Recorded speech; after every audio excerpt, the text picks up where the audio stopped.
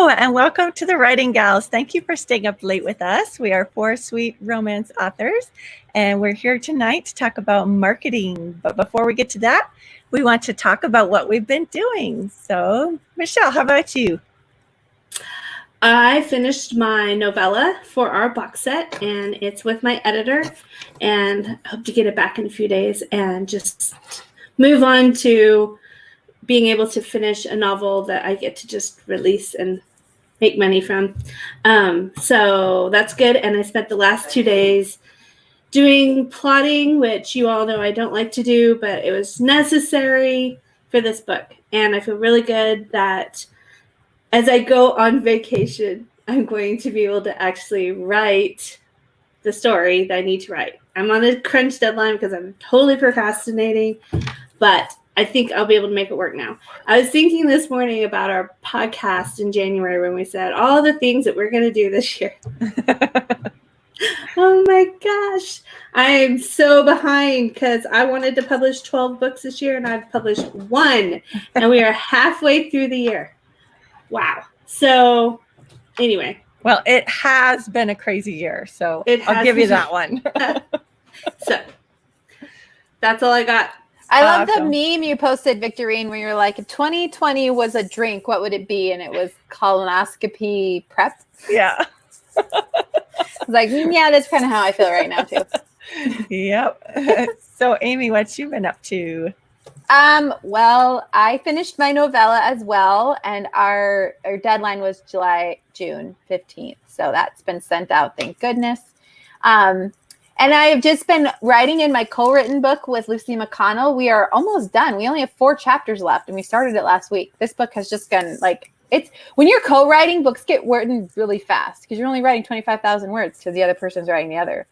I mean, it kind of takes a while because you have to read and edit what they edited on your chapter, and then you have to read their chapter and edit it. But I think also it just helps you immerse yourself in the story, so you just know right where to go. And we really plotted it out, so I just know, okay, on my chapter, this is where I need to go, and this is where I need to put the characters in that situation. So, and then I, a while ago, I don't even know if I announced it on here, but I came out as Emma Wolf, who is a sweet paranormal romance author as well. That's me.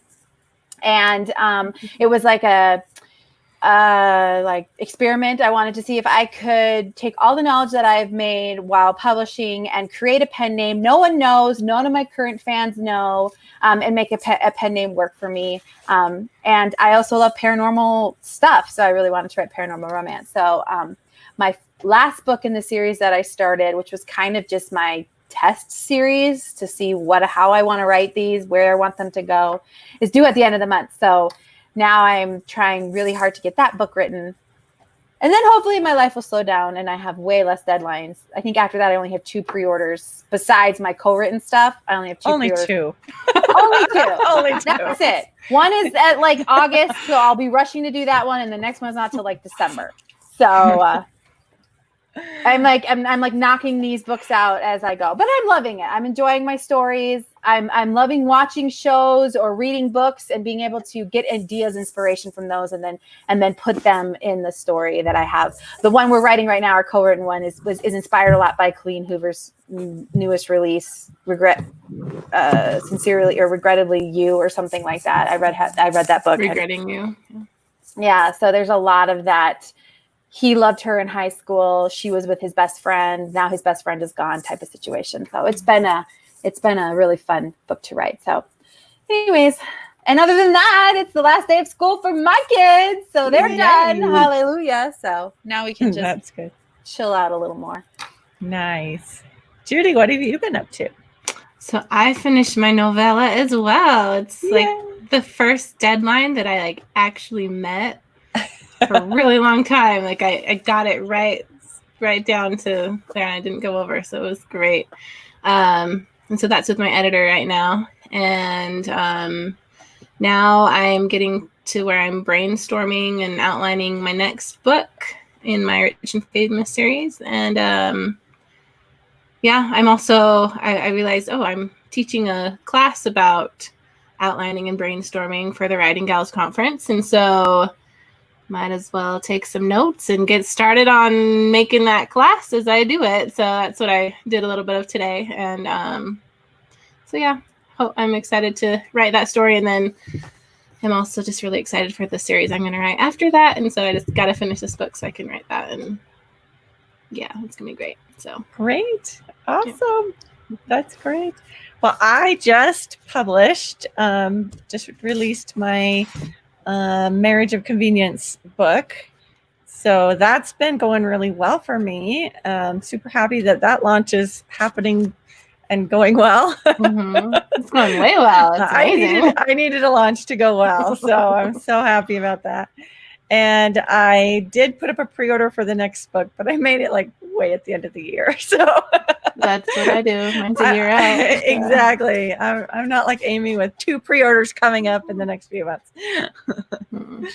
But I am also taking a month to write a book about marketing. So I'm really happy we're talking about marketing tonight, so I can kind of get an idea of what people want to talk about, so I can mine ideas for my book. And we have a lot of great questions tonight, so we'll jump right into the very first one.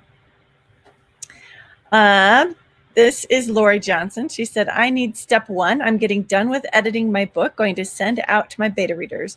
While they read, what is the most important thing I should do first? Make sure you have a cover. If you don't, that's a good idea. Yeah. Get started on a newsletter if you don't have one already. Just set up all that stuff. There's, some steps you have to do to get that going, like I have a PO box, or you can get something else if you don't want to use your actual home address. Newsletter, Facebook author page. Oh yeah.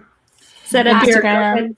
your Amazon account, your KDP account with all of your tax information, so you're ready to upload your book when the time's there. It's ready to go.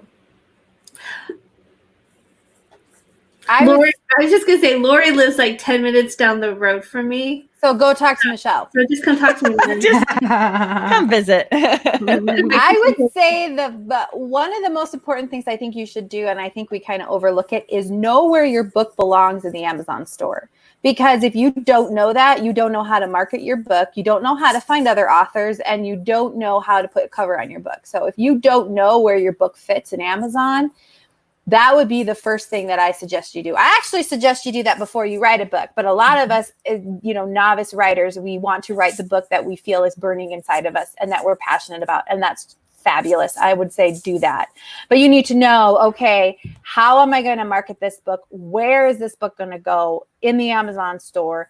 Then what you're doing is you're looking at other authors who are comparable to your book, not copying, but you're going to look, and then you're going to say, okay, what do their covers look? What is the main theme of their covers? What's the main theme of their titles? And I honestly would start taking notes of these authors' names and their ASINs, because that is mined information that you now have. So when you launch your book, since we're talking about marketing and branding, you now have a keyword list of books and authors that you have studied that you can now target their books with your own. So it's kind of it's an important step, but it's kind of an all-encompassing step. Absolutely. Brilliant. Thank you. I'm taking an Amazon ads course right now, which has been a rough start going, but the information that she's putting in there is just amazing. I'm like, it's just, my mind is exploding on how Amazon ads work. So nice. That's great. I'm calling Lori out. She just texted me. She's like, I'm overwhelmed. Lori, don't be overwhelmed. It sounds like a lot, but you just take one thing at a time, because I happen to know that Lori's book is a Christmas book. So she's got several months that she can be working on, like while it's with beta readers, while you have it off to an editor, you just take one thing at a time and just slowly build. And, it's not, well, I think, don't we have a launch checklist on our thing? People keep asking for one. Maybe. I think if we don't, we should. I know the Writing Wives have one. And I don't know if it's free. I think it's free because I just saw why can't I? Jen Cooper? Is that her name? Correct me if I'm wrong. Why don't can't I think know. of her name? Okay, There's Mal so- Cooper, and then, anyways, I I'll saw go her look. post. I saw her post on Facebook, and she was talking about how she's prepping, and she said we use the Writing Wives checklist, and it's very detailed. So I don't know if it's free or not, but that's definitely something to check out. It's Jill. And then once you get like once you get a lot of the things set up, then you're good for the rest of your book. So it's just like a Right. one-time thing, and then you're fine. It's not as stressful after that. But just Yeah. take it one step at a time, and Yeah, just do one And thing a it's fine. day. That's it. Just one thing. And then, yeah, Or one then thing a it's not week, so- yeah. you know? yeah. So, and you don't have to have everything perfect. Like nobody has anything perfect Mm-mm. when you first start out. You know, you Yep. just start with the bare minimum, the best you can, and over time you'll be able to, improve upon it. So, Mhm. Exactly. All right. Jocelyn was joking around because our thing cut off at bra. It said marketing and bra. So she was joking around about that. But she says, I have been having some fantastic click-through rates with some photos, but I suspect my audience isn't buying as much because the ad photo is a bit serious and my covers are bright and lighthearted. How do you measure the success of your ads? And what is the rate you pay most attention to when it comes to Facebook ads? Okay, I can answer that. Like I don't do Facebook ads. I don't know. Okay, so honestly, with click through rate on Facebook ads, they go down. It's just a result of the beast, I guess. And that's actually a good thing, because what Facebook does is starts to weed out the click happy people. And so even though your stats may shift where your click-through rate goes down, but your CPC goes up slightly, that's actually good, because you have to think about your audience as like layers to a tree, right? And you have the bottom apples that have fallen from the tree that are not going to buy your ad, but they just love to click. And you're going to slowly work. The longer your ad is out, the more Facebook learns your ad, learns how people are going to react with it, how long they allow the book to, or do they actually wait for the next thing to load, or do they just click and then say, oh crap, I wasn't, like how many times do we scroll and we're like, oh, whoops, I just accidentally clicked on that, didn't mean to go right back. So Facebook starts to gather information on all of that. So then you're actually going to go climb higher and higher up in the tree. And what you want are the higher apples, the people who are actually going to purchase your book. That being said, if you're feeling like you are not getting conversion, what I would do first is turn off all your ads. That will give you a very good starting point of where you're at. So if you're like hanging out a rank at maybe a 5,000 and you turn off your ad and all of a sudden day 2, your rank is in the 20, 25,000s, then your ad is converting. I would turn that back on. Now, it may not be converting at the rate that you want to, because you have to remember, you still have to pay for these bad clicks to get some of these good clicks. And that's where you kind of play with the money that's coming in, and is it a series? So like for my Rules of Love series, I have like a small $25 ad running on it to garner on Facebook to get all the people who will do Kindle Unlimited. Because I've noticed if I turn off that ad, my book rank drops from about 3,000 in the store to 10,000 in the store. But I also have an AMS ads running at a lot higher rate, because it's getting me all the other visibility, buying my books and getting me the paperbacks. So all in all, my first book, I'm not making really a profit. Maybe some days I make a $10 or $15 profit off book 1, but it's because I have a 7-book series, and all of a sudden my $100 ad spend has now turned into $300 worth of ad or book profit. And that is something that I am more than happy to continue to spend if I'm making that, and they're making that money. And then they're going on to reading more things from me. So you kind of have to weigh that, do I have a series or do I not? Do I suggest that you run a semi-profitable ad on a single book? Probably not. I would say only have a series. Then what I would probably do is shift from Facebook to more Amazon ads, because it's more targeted and you can be more serious, especially with YA. YA is really hard to find that really good target on Facebook. So if you don't have that money to play with, I would maybe take that money and find some really good razor focused targets on Amazon and spend your money there. And I would just add, I don't do Facebook ads very well or very often, but from your actual question about the picture versus the style of your book, it is possible to have an image that people really like but it doesn't match the experience that they get when they go to the actual product page. And so if that book is converting at all, or you have decent numbers on it, you may want to just kind of lower the amount you're spending on it and leave it running a little bit while you test some new images that match your product better, until you can find another image that also gets those clicks, but that is preparing them for what they're going to find when they click over. So because it can easily happen that people will really like your picture, but think your book is, was going to be something else when they get there. And then they're like, oh, well, I clicked over and I'm not interested in this. So, and I would also suggest then too, is add your cover to the image. I used to be scared of higher click CPCs until I was like, you know what, it's better for me to have the image of my book on the image than to have them think it's one thing and then find out something different when they get there. So you kind of, it's important to test both. And like with any ad copy or anything, testing. And I loved what Michelle said. Definitely don't turn it off. If you do turn it off and you see that jump down, turn it back on, but set it at $5 a day while you're testing other images. Perfect. Great answers, guys. All right. Besides having our author name in a consistent branded font on our book covers, how important is it to have an author and or series logo in general for our website and marketing material, and on the book covers specifically? I don't think it's like super important to have the author logo. I still don't have one. And then the series logo isn't completely necessary. I am considering like getting a series logo for my next series that I'm going to do, just because of the way the series is. It would be cool. But it's not necessary. Just nice font work is good enough. I agree. And some series you probably don't want a series logo on, right? Because there are genres where it just would detract from your cover. So if you're doing a thriller, you don't want a logo on there. But if you're doing a YA series, then yeah, you probably want something like that on there. So yeah, it really depends.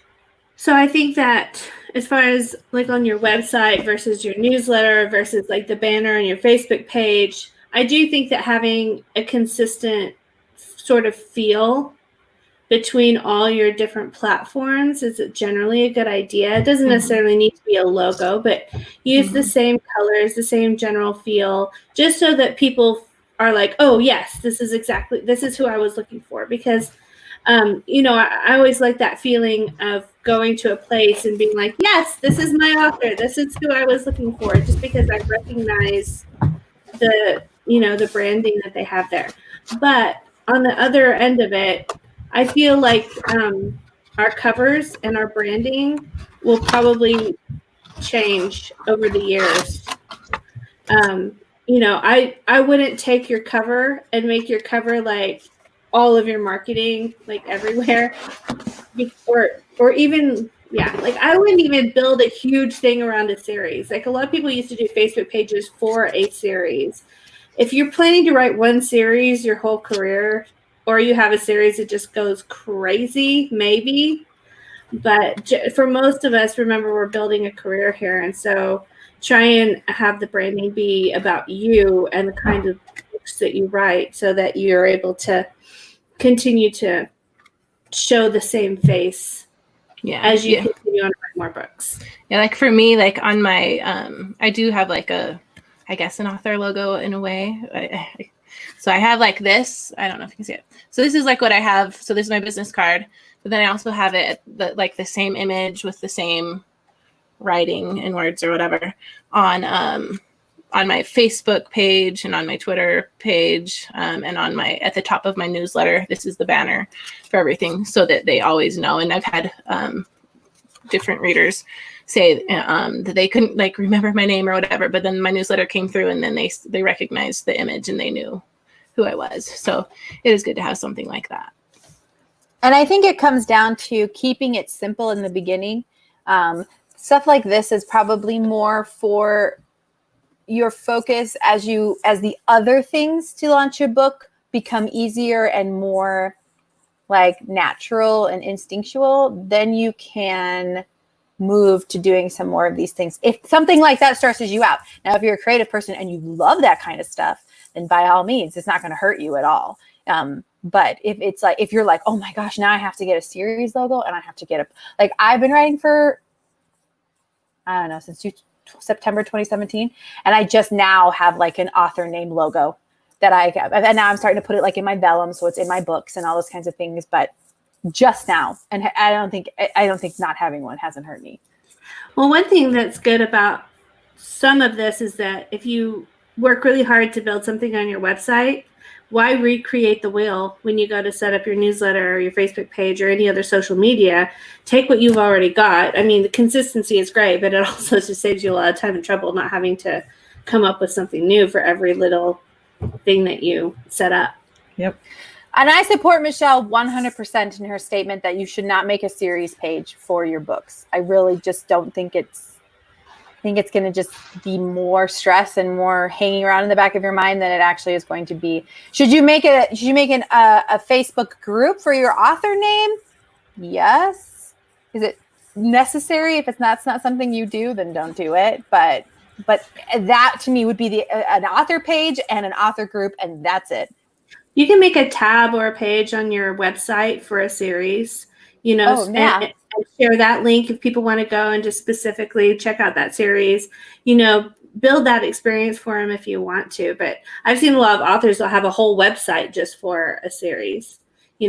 Why do a whole website when you can just do a separate page on the same website? So, and I'll say if you look at my website, it's not very good at all, but I still make money, so it's okay. I'm like, I need to redo that whole thing, but. And everybody goes to look at Judy's so. website. I don't know if you want to go see your impressions are going to go way up tonight. Yeah. Well, don't judge me too hard. No, but that just shows it, what's the importance of that? Your website isn't to attract new readers. Your website is there for someone already interested in you. They've read a book. Now they're at the back. They see the link and they go check it out. So it's not, oh my goodness, I have to have a website or people can't find me. That's not. I'll say my newsletter is really pretty. So that's right. So at least I got that. And my books are fabulous. Yeah. Yeah. Those too. Those are all right. Lenora has a lot of questions. So I'm not going to keep it up the whole time, but what graphic sources do you guys use? Deposit photos. Big Stock, Shutterstock, iPhotos. And you can grab some things from Pixabay or Unsplash. Oh, Unsplash. Unsplash, yeah. And a lot of people use Canva to do their covers or their ads or whatever. I love Canva. I try to make my ads in Photoshop, and I just don't like it as much as I like. I do my covers in Photoshop, but I do everything else in Canva. I'm just a creature of habit, and I've gotten used to that. There's also that photo one. BookBrush. BookBrush, yeah. I love BookBrush is good. Yeah, that's really good too. Yeah, I highly recommend BookBrush. Yeah, I use BookBrush in Photoshop. I use BookBrush at first, and then I take it to Photoshop for my ads. So I add little things because I don't know how to. What's funny is I get so used to like certain commands with my fingers on Photoshop that when I go to Canva, I'm like opening new tabs and I'm like making a duplication and I'm like, no, that's not what I meant to do. All right. Do you ever create the ads at the same time you create the book cover? Not yet. Not really. Not that on top of everything. We don't have it all together yet. I usually make the book cover like way before I actually write the book. I was going to say, some people wait till they finish the book to do the cover, but I almost always do the cover way before. It's exciting. It makes you motivated to actually and then you can write. put it at the back of the book before and have the pre-order. So. And I put off ad copy for as long as I possibly can. Mm-hmm. So yep. But when you do it, you did a good job. I saw that the one that you did. I like that. Do you market your ebooks differently than hard copies? All I know is if you sell more ebooks, you'll sell more hard copies. It's just about visibility. That's exactly kind of my same thing with philosophy audiobooks. I don't market audiobooks separately. I have a feeling that Amazon's going to start coming out with a way for us to target other audiobooks on Amazon, which will be amazing when that happens, because I'm starting to see more audiobooks in Also Bots and Also Viewed and Books You May Like. So I'm thinking is a possibility, That but might be you coming. know. What steps do you take to create your first marketing visibility for a new release? Newsletter ads or coming soon, private marketing, distribution, pre-sale, public sale, release. I usually have coming soon on my website and probably my author page. And then I start out by telling my newsletter that it's coming and my reader group that it's coming to get them excited about it. But I don't really do anything else until after launch. Yeah, for me, like I shared my because I always set the cover of my book as like the wallpaper of my phone. So like I shared that yesterday, saying I'm excited to get started on this or whatever. Yes. But yeah, I do what Michelle does. So I do that as well, but I also run ads to pre-orders. Normally, I do it towards the release of the pre-order. However, when I started Emma Wolf, I did it right at the beginning before I was even writing the book.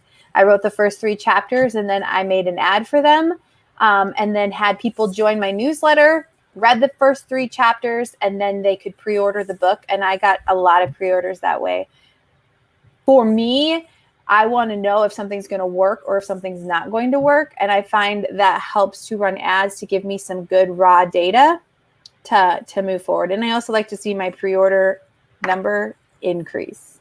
So, but I would not suggest a new starting out author to do that. I think there's lots of other ways to start gaining visibility. If you know how to run ads, then by all means. But if you're still not sure, pre-order ads are harder to track actual sales on. Just because, like with Amazon, you can't really tell because, like, you would think an ad's working well, but it's not, and all of a sudden you think you have no ads on your dashboard when you actually, or you have no sales on your dashboard where you actually do. So that's what I do, and I think Victorine, you did ads on your pre-order as well. Yeah, I do ads, AMS ads on my pre-orders, and I do like Facebook posts in my groups and stuff. I'll say, hey, look at this funny scene I just wrote, and just kind of get people excited to read it. So sharing bits and pieces of it is something I've found works really well for me.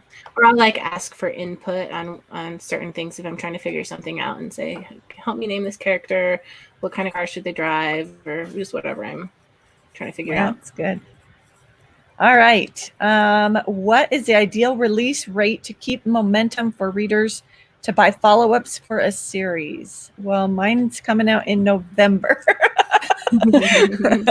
I don't know. The rapid release thing, it's like every 30 days, right? But you don't have to rapid release to keep people motivated, I don't think. I would say no faster than 3 weeks. I think even 3 weeks is pushing it, and try to get it done between 3 and 3 months. I think that would be 3 weeks, 3 months. That would be good for someone who's not an established author. But maybe someone who is established, you could go longer. But I would say to maximize your ad spend that you're currently spending, I would either have a pre-order up or get the next book out within that range. My next one's going to be 3.5 months apart. Well, that's awesome. That's not bad. That's good, actually. It's the gospel according to Amy. That's not the gospel according to Michelle. So that's your own gospel. You can have 4 months apart if you're listening to me. You can have 6 months if you're me. That's what I just did. So for my married series, it was 1 a year for a long time, and they sold really well. So yeah, I think if you produce what people want, then you're going to have sales no matter what. Yeah. All right. We have somebody really excited for our podcast. Yes. How do you each brand yourself, and what do you do if you enjoy writing different genres of romance? All clean, but say if you write romantic suspense, contemporary, and historical, would you do different pen names? How would you recommend marketing for someone who may only put out 1 to 2 books a year? Well, Michelle is our resident genre hopper. What do you say? Amy is not far behind me because she's got her paranormal going now, and her young adult, and her contemporary, and her women's fiction. So she's all over the place too. But the thing that I like to do is just come right out and say, I write romance across genres. That's my author tagline. Clean romance across genres. So right there, everybody's going to be like, oh, she writes a lot of different things.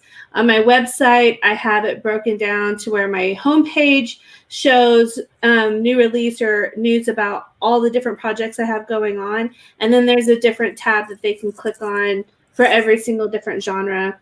And so if they don't like Regency, then they don't have to pay any attention to what I've got going on in Regency. So I'm really impressed with your website. Can I screen share it? I pulled it up because I knew this question was coming. Sure. So I like looked at it. I'm like, oh, I wish mine looked like that. It's kind of under construction, but go for it. All right. I'm going to share my screen and let's go to Michelle's website. I really like how she's got her tagline here. Like she said, clean romance across genres. And then if you want her contemporary, see how they're all branded the same with the contemporary, and then the young adults all branded the same as well. Yep. And then all the Regency again I branded obviously the same. haven't gotten to this page yet. That's all right. Design. And fantasy, again, lovely branding. So I just think Michelle did a really good job with branding the entire website as, hey, I write across genres, but look at this. They're all easy to find and branded really nicely for what genre they are. Yeah, and I do the similar thing with my newsletter sign up. So when people click from my homepage to sign up for my newsletter, there are check boxes that they can automatically click and say, I want to receive news about young adult and contemporary. I'm not interested in fantasy and romance. So if they don't click those boxes, then they don't get newsletters for those books. It's right there in the subscription thing. And when I get really going, I'll have a reader magnet for each of my genres. Right now, I only have one for Regency, but that's one of my projects for the summer is to get a reader magnet for every single genre that I represent. And then I was going to say one more thing about pen names, that they have a lot of benefits as far as Amazon algorithms. If you're not worried about keeping it a secret, the only benefit to having a pen name is to differentiate your books to Amazon so that they can figure out which readers like which books. And so they can give you the right also bots and show you to the right people. So that's very, very, very helpful. You can still tell your readers, like in your newsletter and on your website, that you're both of these people. The only thing that I think is tricky about pen names is managing them, because for every pen name that you have, there's going to be more work that goes into it, more social media, more, branding, more everything, because everything you do with your name, you're going to have to do with a pen name too.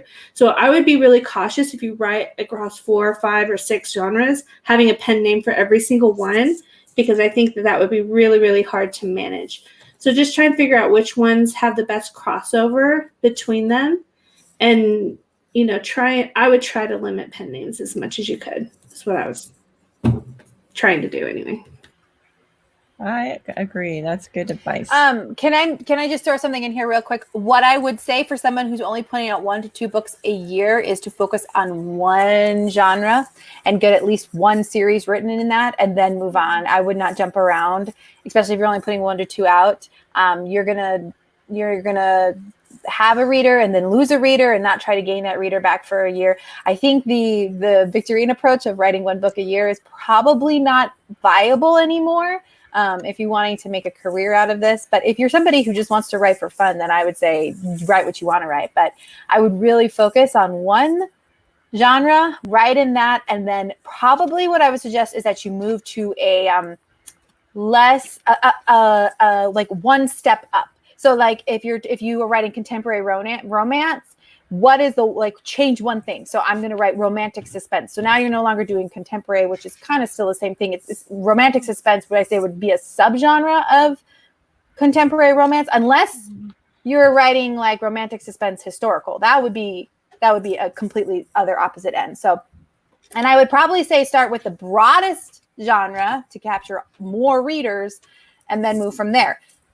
Unless you're like, but I write historical and I love historical and that's where I want to start, then start there. But I would definitely be very focused and just write one genre, get one series out in that, and then play around.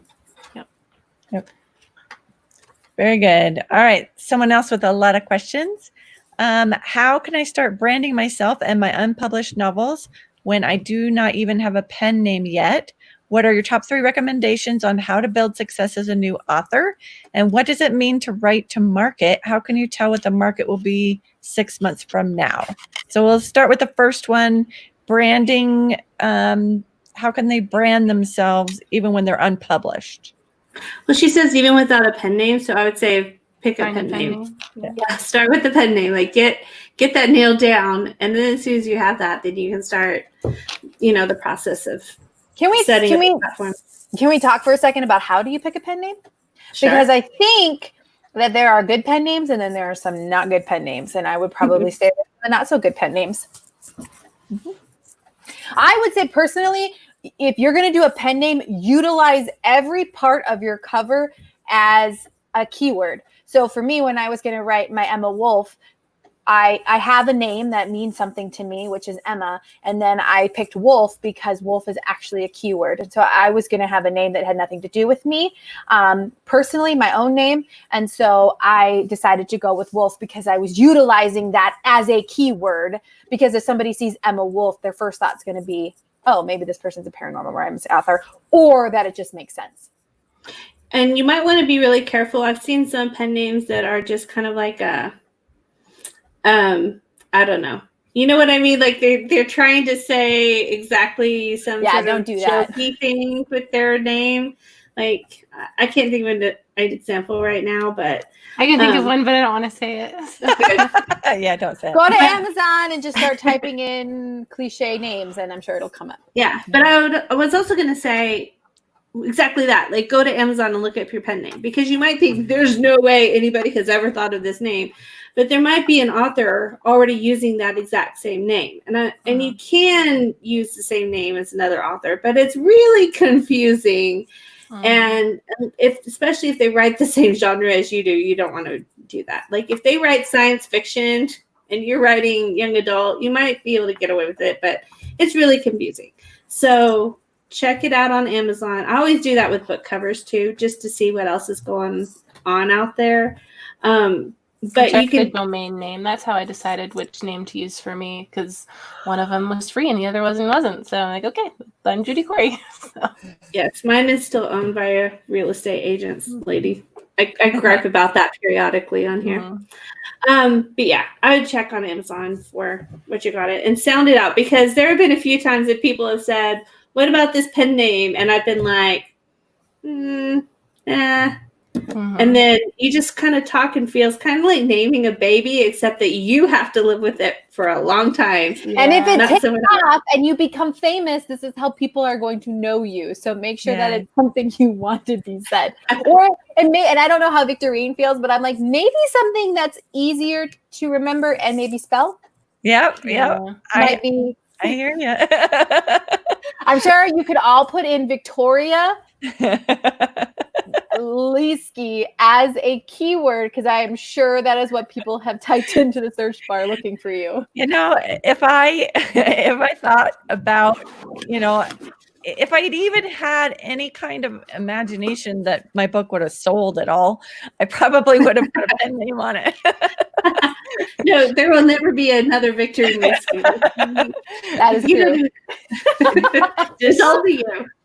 Super hard to look up if you're trying to look, if you know the sound of my name but don't know how to spell it. Yeah, really hard to look up. So. I also don't know that I would start really trying to brand yourself even if you haven't published a book yet. Yeah. I think the first thing you need to do is work on getting that book honed and publishable, and that takes tons of work, and it took all my energy when I was trying to write my first book. Yeah. So I don't know if you can brand yourself without a product to brand, because an author really is their book.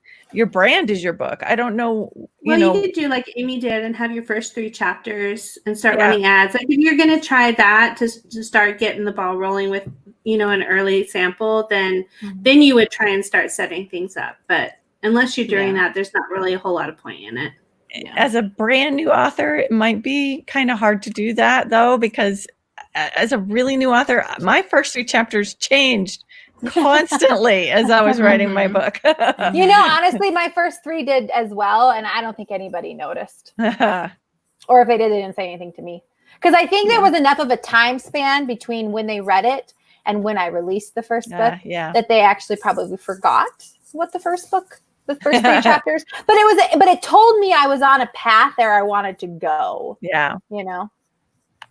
And then she talks about the top 3 things you would do to build success as an author. Yeah. For me, I would really focus on the craft and editing of my book, so I have a good product.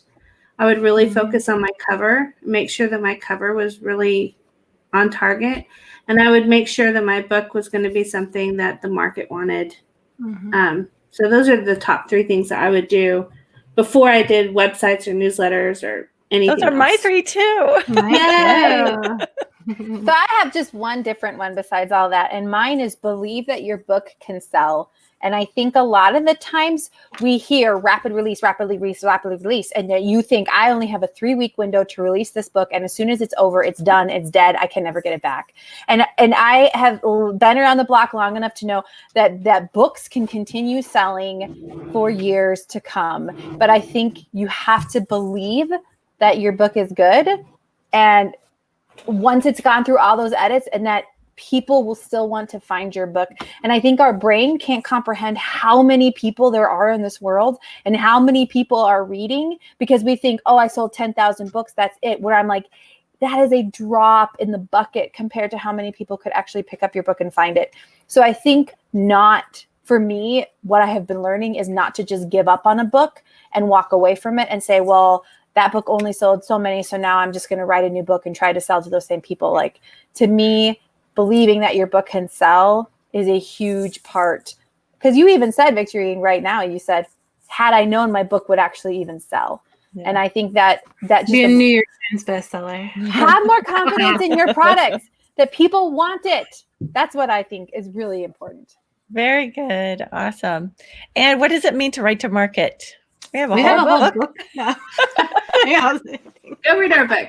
But the short answer is read our book. Read our book. It's really good.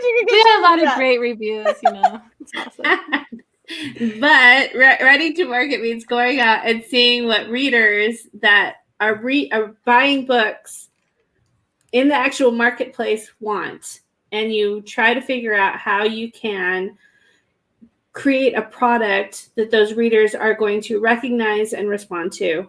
And that involves a lot of research and knowing what is selling and reading those books to find out what is inside of them and all that sort of stuff. But yeah, it's figuring out what people are actually buying and enjoying. And then I think it's also not worrying so much about what is hot right now, but it's something that you can actually physically write a decent book about. Yes. And a good book that will have people turning the pages. You'll get the reviews. I stayed up all night. I didn't go to bed. It's hard to think that 6 months of my work you just read in 3 hours or 5 hours, but that is exactly what you want to hear. Because a book like that will continue to sell for years to come. Yeah. And the whole, how do you know what's going to be popular in 6 months? Don't think about it as what's popular. Think about it as what's consistent, what has been selling consistently for years and years. In the romance market, things fluctuate there, but cowboy romances have consistently sold for years and years and years, and I could name 100 different categories that have consistently sold. So that's what you want to tap into. You don't want to tap into a trend that's going to go away in 5 months. Yeah. You want to tap into that consistent market. What is the book that she gave an example of in our Victory did? Don't write books. What was it? The maybe you think people want to read a book about worms? The fire-breathing worms. If you want to know what we're talking about, you got to back book. But if you think about Romeo and Juliet has been selling since Shakespeare wrote it, right? Mhm. And that is forbidden love, and that is like clash of Families. families, and there's tropes in Romeo and Juliet, and people rewrite Romeo and Juliet today. Yes. Billionaires have been popular since Jane Austen wrote Pride and Prejudice, because Mr. Darcy is like the first billionaire hero. Yep. These things do not go out of style. They've sold for centuries. It's not going away. So all you have to do is figure out what is selling, what people like, and how do I create that product and deliver it to them. So it's not just about like, shall we name some kind of trend that's been going on lately, like paranormal cozy mysteries. And they just like blew up really quickly, and bully romances in young adult, and harem romances, and all these things. And they might stay around for a while, but they just kind of, but I bet you if you looked inside of all of those books, there would be different tropes that have longer lifespans. Mhm. Yeah. And that's what we're talking about. Like the trends you might get lucky with trends, or you might be able to like look at a trend and say, yeah, I can write this. But inside your book, there's going to be a lot of tropes that people have liked for a long time. And that's what you really have to learn how to understand. Exactly. And then you can read it, and then when the trend does change, as long as you have those other things, you can maybe rebrand that book again. Perfect. All right. Danielle would like to know best marketing branding things you ever did, worst marketing / branding mistakes you ever made. Best, get a newsletter, probably, and just get really good covers. Yeah. My worst is bad covers. And That's my worst too. Yeah. And then I think my best marketing has been probably my good covers. I'd like to think my books improved and were better written to market at the same time that I got the good covers, but I don't think people would have checked them out if I hadn't had a good cover. So as far as like marketing, it was still covers. For me, I would say the best marketing or branding thing I ever did was to ask authors who are doing better than me what they're doing, and to legitimately listen to what they're saying, not try to correct them or to tell them that what they're doing is wrong, but to listen to what they had to say. And I would think my worst marketing and branding, my worst marketing mistake would be trying to fit everybody's marketing strategy into my own and making it my own, because even though the fundamentals of marketing is the same for everybody, there's different strategies, and some people will come at you and say, this is the only way to do it. And that is not true at all. Or I only put covers on my ad images. I never not do it. Don't ever not do it. Well, then you find out, well, no, that's not the case. It's actually working for me. So what are you talking about? Never not do it. So I think for me, it's been filtering through and finding out what works for me and what doesn't. So kind of my best thing can also be your worst thing if you're not careful in how you tread that area. Good. All right. What are your thoughts on making all my covers true to my brand rather than just to market? How original can a cover be while still hitting a market trend? I was just in a big discussion about covers, because there's still the faction of people that are kind of more literary or artistically minded that want their cover to represent exactly like their personal preferences and what they think or what they would like or what would make them pick up a cover. And they talked about if enough of us stop it's like producing covers that look like the standard on Amazon, then we'll be able to shift the cover trends. So it's like this whole big conversation, but I think that people who genuinely want to sell books are going to go and look on Amazon and see the top bestsellers, and you piece together what all the covers kind of have in common, like generally the colors they have, the kind of like character models or people on it, the kind of fonts they have, the even the colors or how dark or how light, like all these different things, the backgrounds. You take as much information from the covers as you can, and you start figuring out generally what people like right then. And then you do your best to create something that will make them respond in the same way as the bestsellers do, because you've included a lot of those same ideas or cover design elements. But I really recommend trying to find some way to make it fresh and identifiable as you. And that's why cover design is so hard, because you're trying to kind of say, I'm writing the same kind of book that this person is writing, but this is also me. And when you see my cover, you're going to be like, oh, that looks like what I want to read. And it looks new and exciting. So it's hard. But I do like trying to have a fresh spin on what is working in the market. Yeah. And that's hard. It's hard to do. Oh, it's super hard. And I don't know that I would ask the question, how far away can I get from what the market wants and still be okay? I think my question would be, how close can I get to what the market wants and still make it original? Yes. That's how I would change the question. Mhm. Because you want people to instantly recognize what you're trying to sell them Yes. when they look at your cover. If you can't instantly say that's a sweet romance, then there's a problem. Mhm. Unless you really want to ask, well, how many books do you want to sell? I mean, if you're like, I don't care about selling, I want my product to look how I want it, then it doesn't matter what you put on your cover, you know. You can always tell a cover where the author is really heavy-handed with the cover designer, where the author goes into it with ideas of, this book has to have this on it because this is in my book. Yes. Or I don't like having girls in frilly dresses on my book. Why? I want to have, this abstract picture or whatever. Like, yes, I understand that you don't want your book to just look like a cookie cutter book that's the same as everybody else and doesn't stand out in any way.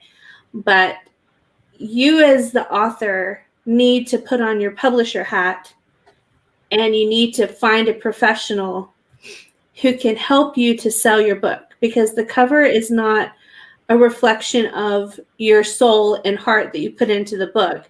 The cover is a marketing tool. It's something for you to show people to get a certain response out of them. It's not for your own personal response, if that makes sense. Yes, it does. Yeah. Yeah, like I have books set in winter and the covers look like summer, and it is just fine. This is my best-selling book, so Nice. whatever. I think for me, when it came down to really creating a cover, because I had no template, when I wanted to write my paranormal with it being sweet, there's not a lot of sweet paranormal. Actually, there's a lot of people who were like, does sweet paranormal romance even exist? When I said I wanted to write sweet paranormal romance. And so what I ended up doing was looking at the market and what the market expects for both areas. So there's urban fantasy, paranormal, YA, and then there's paranormal romance adult. And I kind of pieced together the two aspects of both of those genres into my own cover and the way I wanted to cover, because I really wanted to signal that it was a shifter book. But I also wanted to really signal that it was sweet, and I wanted to signal that it was YA, and there's really not a lot of that going on. A lot of the urban fantasy has a lot of the girl in front of the school with like the smoke coming out of her hands or things like that. There really wasn't one that signaled, no, he is a wolf shifter, and that is what the story is about. It wasn't until I got to the adults, and then the adults, it was just him in the woods with an animal next to him. So I kind of morphed the two of them together. And I think it really worked for me in that series. That series did really well. The first day my book launched, my first one launched, it got up into hundreds on Amazon. So it's definitely a market for it, even though I did not have a cookie cutter, well, everybody else is doing it this way, therefore I'm going to do it that way. I kind of used my marketing know-how and sense to kind of piece all that together to create something that people would understand in general, but that would seem new and fresh to them. Mm-hmm. But I would say, unless you have a background in cover design, that you Get a find someone designer. who's good at what they do and kind of step back and let them do their thing. I agree. All right. Best social media you have had results with. Facebook. Facebook. And I like Instagram though too. I have a lot of younger readers there now. And I wish Instagram would be more clickable friendly. I like Yeah. having to pay people to do my Instagram stuff, but I feel like I don't do it naturally on my own. So it would feel weird for me to try and do it. Yeah. me And too. who I have a mountain of time of things to do. So, might as well. See, I just add have Instagram. them linked, so I post to Instagram and it posts to Facebook. Oh, nice. I'm good. So what are your, like, if they're asking results, like what results are you looking for? If you're looking for selling books, I don't think social media of any kind sells books. No. Social media is where your fans come to interact with you, Mhm. and that's where you build fans and build relationships. And then they continue to buy your books, but that's not where you make that first sale. So don't look at social media as that, except for Facebook, where it does allow you to run ads if you have, a page set up. But otherwise, don't consider any other results except just being able to build a strong relationship with your fans. And most of the time, people who are on your Facebook group came through your newsletter. So they're finding your books through your newsletter first. Mhm. Yep. I would say though, it's also probably, this isn't necessarily social media, but BookBub is a great place that I would probably put my focus in on trying to grab BookBub followers, because it's just another touch for them to be able to tell them that your book has been released. Yes, I always tell my newsletter to follow me on BookBub. That is definitely a really good one. And follow Also, you on Amazon. yeah, I was going to say also encourage them. And it's easy, just on your newsletter, even on your website, you can just have a button that clicks and takes them straight there. And all they have to do is click follow. Yep. And, that way it encourages everybody to have multiple points where they see you, and they don't ever miss that you have a new release that way. And BookBub sends out new release alerts. Amazon sends out new release alerts, so you have no control over it. But those are all good places that do directly sell books. So I would agree with that. Good point. Yeah. All right. Y'all are super cute in this picture. All right. All right. Marketing, spill it. I'm about to release my first fiction work, Sweet Clean Romance. I have 3 nonfiction books out already. I'd love to hear your suggestions for marketing a first book in a genre. Probably have a different pen name to start with, because those are very different. Then newsletter and set up newsletter swaps. Join Victorine's group. Yes, I do have what's it called? Sweet. It's a very long title. It is. I know it has Clean and young adult newsletter. Hold on. Victorine can't even remember her old. I think it's a clean romance newsletter swap. I think it's like N swap. I don't think newsletter is It's Clean Romance Author Promotion and NL Swap. Thank you. Yeah. If you want it, you really have to work to find it. Just message me and I'll But it's worth the trouble.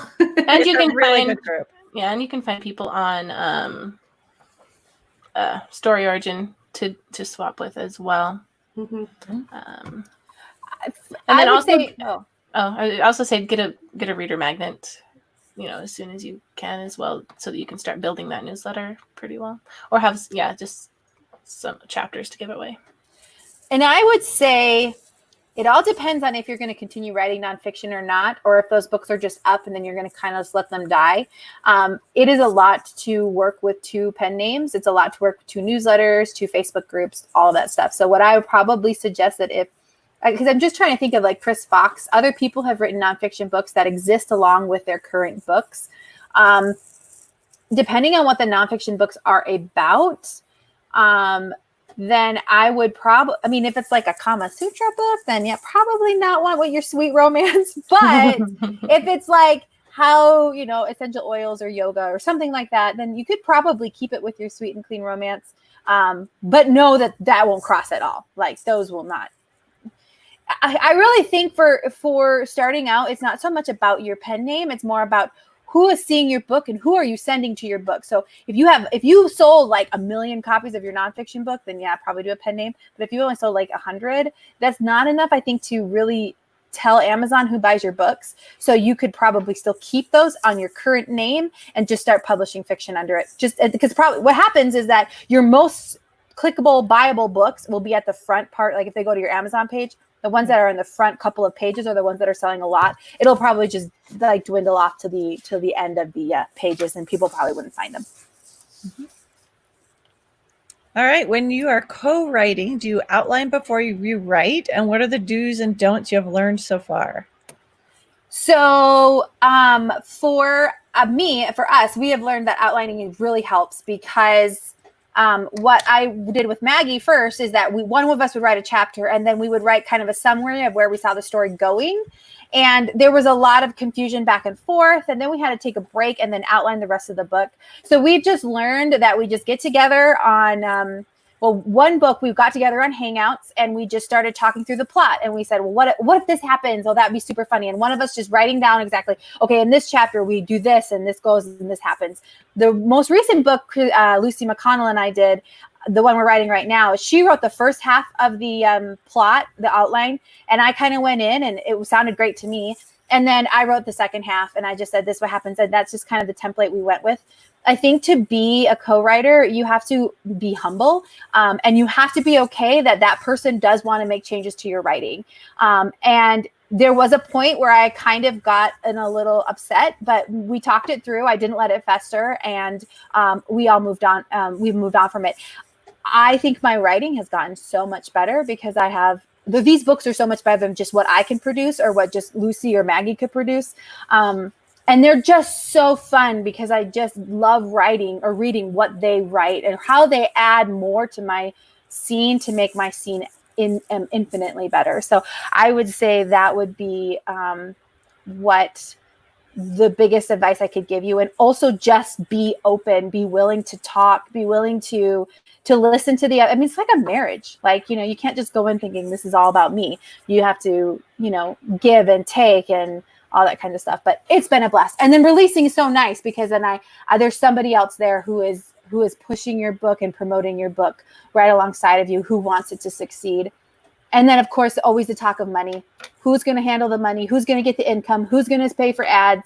Knowing that at the end of every month, I pay for half the ads, Maggie pays for half the ads, even if it means we're not getting money in for 2 months. And then you do payouts. So just keeping the lines of communication, I think, is really important when you do co-writing. Very good. All right. Brian kind of asked, do you like to market your ebooks, print books, and audio separately or differently? Do you promote them all together? I think we kind of went over this. We all just promote our ebooks and then the other stuff just sells. So someone wants to know what website host do you guys use?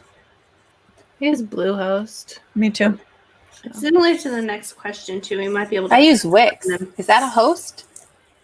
Yeah, I don't Wix know. hosts. I think so. Yeah, Wix is, and WordPress, and I do use Weebly. I really like Weebly because it's got a really easy drag and drop function for all the tools to build. It's really simple for me to go in and make changes. So I've used WordPress before, and it just seemed so much more complicated and a lot less intuitive. That's why my website doesn't look so great. I wanted to switch, and then it automatically renewed me for 3 years a couple days ago. I'm like, no. Oh no. You could probably call them and get that reversed. Yeah. I bought a theme from a lady who designs websites for authors, and she came in and did the whole thing for me. So she installed it all, and all I had to do was upload my books to it, and it was fantastic. It was a great price. And so if anybody's interested in her name, I can pass that along to you. Just message me. I also have part of my PA services. She has a website designer on her team who takes care of my website.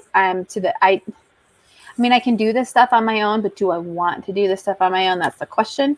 And so if you get to the point where you can afford to pay somebody, I would suggest let the experts know what they're do what they're due. And they can go on there, they can make changes, they can upload your books for you. Because I think as authors, we think Amazon or whatever platform we're selling on. We don't really think of these other areas. So for me, it's nice to have somebody else who just takes care of it. So I can, in the Facebook group, I can just add a post about more information if that's something you're interested in. Because I just know there's some people who are like, a website is such a foreign concept to me. Yeah. And that's almost intimidating. And it's probably better that you spend a little bit of money to get a website than to not have one. Because you would be surprised I'm surprised how many people I get who actually go to my website and then sign up for my newsletter there. So, I mean. So the next part of the question is about how to add features like signing up for newsletters.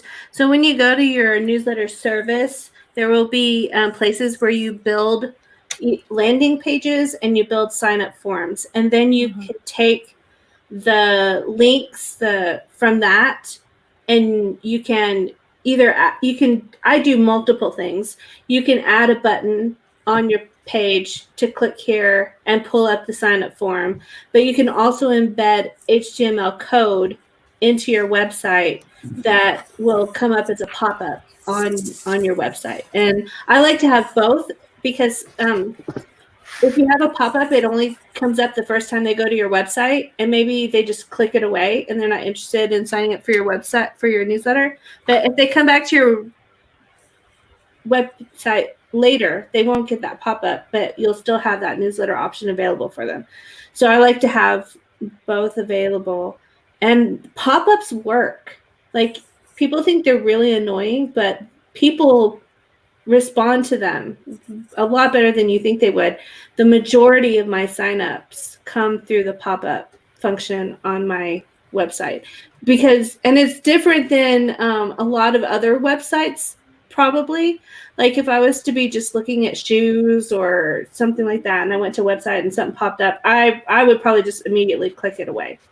But when people are going to an author's website, it's because they want to have that connection with the author, and very likely they're already wanting to sign up for your newsletter. Like in the back of my books, I said, to sign up for my newsletter, go to my website. So if they're clicking, they're probably going to sign up for my newsletter. So I'm just making it easy for them. Like, boom, here you go. Sign up. Awesome. All right. Would you say I need an editor and betas? I would say definitely yes. I think we all would agree that. Where do you recommend to look? Go ahead and ask in the Writing Gals Facebook group, and you will get tons of recommendations. And there's a ton of editors in there as well who will. We also have a spreadsheet. If you go to the file section, there's also a spreadsheet of professional services that people in the group have added for people who do editing, cover design, all kinds of stuff. So you can go and look at that in the file section on our group page. Awesome.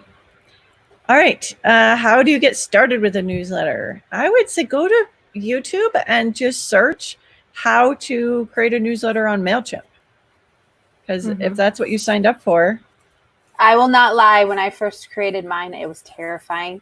And I was really worried. They have a lot of 2 steps for every process. And you can actually send test emails to yourself before you send them out to everybody else. But I think there's also MailChimp's really good with their communication, their help center. There's a lot of people. And I think there's probably YouTube videos, like you were saying, that can walk you through how to. But if you feel terrified, don't feel bad. We all. Yeah, it was scary first. Yeah. Especially because the email is such a private thing and you want to treat it with respect. Yeah. This person's wondering if we buy images and make our own covers or we hire a cover designer. I would, I am a cover designer, so I do my own, but I would say hire one unless you are a designer. And I hired out till I decided to start doing my own. Yeah, me too. I hired. And then I figured out some things, and Victorine helps teach me things along the way. Then I make sure to get lots of feedback before I decide. Yes. Does this look homemade or does this look okay? You do fabulous. Well, yes. All right. Last question. Do you treat your followers on Facebook, for example, different from your mailing list? Do you provide your Facebook followers with the same info you send to a newsletter, or does that newsletter get the most from you?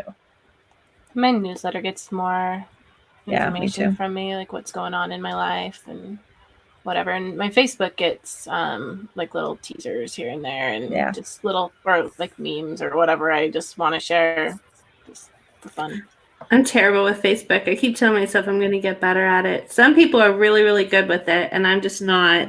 But in the odd chance that I am interacting with my Facebook group or my author page, it is different than my newsletter. Just in, like, I think in my reader group, you can kind of be a little bit more maybe casual or fun or just playing around or just trying to get like the goal in a reader group is to get conversation going, to get people talking and responding and that sort of thing.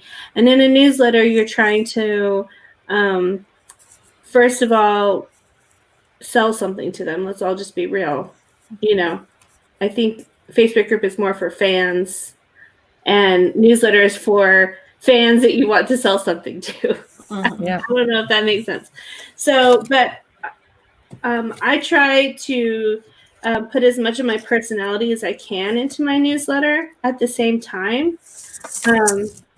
But I know it's only on a weekly basis. And so I've gotten to where I used to hesitate to talk too much about my personal life on my newsletter. And I've seen a lot of discussions about what you should talk about in your newsletter and what's too much.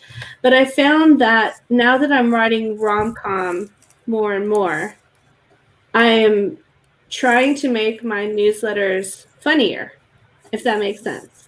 Mm-hmm. And there's a lot of funny stuff that happens when you've got 4 kids. So I'm trying to change the way that I am, showing my personality in my newsletter, and my readers are responding really well to it. And I think that's just kind of how you gauge what you do is by how people are responding. But you have to be true. You have to be sincere because it gets exhausting if you're just trying to put up something that's, an act or fake. So, yeah. And I think go ahead. No, go ahead. I was going to say, and I think for me, I think it's understanding that you don't have to post everything all the time. You don't have to, you don't even have to create it. You don't even have to include a note with your newsletter if you don't want to. There could be one time where you just say, hey guys, super busy. Here's a bunch of books I thought you'd like. Like that's totally fine as well. I think they understand life gets busy. Even with your Facebook group, you cannot be around for a while and then come back. Just have more grace for yourself, I think, because I think sometimes the idea that we should be doing all of this overwhelms us from doing any of it. So maybe pick one of them and do that. And then, if you kind of fall off the bandwagon, then maybe say, okay, for this month, I'm going to try at least write one really heartfelt, funny note to my newsletter, and I'm going to not do the other one. Because, this is your career. This is your lifetime. If you're making yourself do something that you may not necessarily want to do, it's going to be miserable for you and you're going to dread doing it. Yeah. I've gotten to the point where it's worth it to me to pay somebody to help me with my newsletter. And so the only thing I have to do is go in and put a little personal message on it.